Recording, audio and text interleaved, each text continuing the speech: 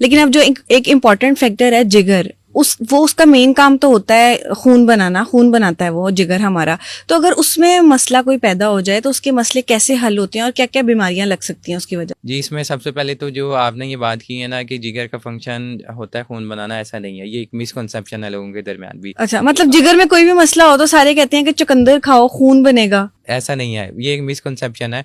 जिगर जो है उसका खून बनाने में कोई रोल नहीं है। बेसिकली जो खून बनता है हमारी बॉडी के अंदर, हमारी जितनी भी हड्डियाँ होती हैं उनके दरमियान हड्डियों का जो गूदा होता है जिसे हम बोन मैरो कहते हैं। बोन मैरो में ऐसे सेल्स होते हैं जो हमारे खून के सेल्स बना रहे होते हैं, जिसमें रेड ब्लड सेल जिसको हम जो हीमोग्लोबिन बनाते हैं, इसी तरह प्लेटलेट्स जो खून खून को जमाते हैं, इस तरह WBC जो हमारी इम्यूनिटी को बनाते हैं। ये सारे सेल जो हैं वो जो हड्डियों के दरमियान गूदा जिसे हम बोन मैरो कहते हैं। आपने सुना भी होगा कि ऐसे पेशेंट जिनका बोन मैरो काम नहीं कर रहा होता, तो उन्हें हम बोन मैरो ट्रांसप्लांट के लिए जी कहते जी हैं। जी जी। तो बेसिकली जो लीवर का फंक्शन है, वो लीवर तो हमारी बॉडी में बहुत से फंक्शन कर रहा है, जिसमें इंपॉर्टेंट फैक्टर ये जो इंपॉर्टेंट काम है वो ये कि नंबर 1, लीवर कुछ क्लोटिंग फैक्टर्स बनाता है। मतलब PTINR जो है वो लीवर से रेगुलेट हो रहा होता है। ऐसे ऐसे क्लोटिंग फैक्टर्स बनाता है जो खून को जमा के मतलब जमने में मदद देते हैं। ठीक है, अगर किसी पेशेंट को जैसे कट लगता है तो उसका खून कितनी देर में जमेगा वो हम PTINR से मेजर करते हैं। एक बात तो ये होगी।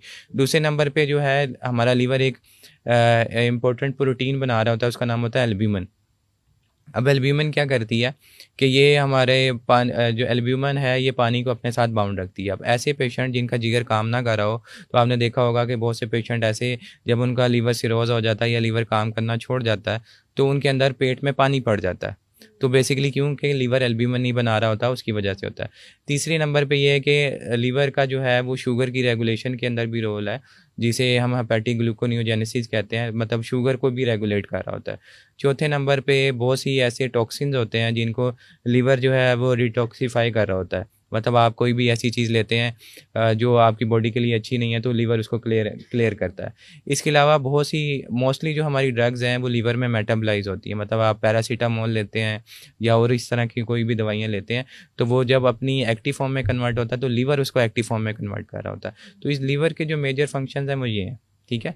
इसी तरह ऐसे पेशेंट जिनका लीवर काम नहीं कर रहा होता तो उनके अंदर खून की उल्टियाँ आ जाती हैं, क्योंकि लीवर जो है वो क्लॉटिंग फैक्टर्स नहीं बना रहा।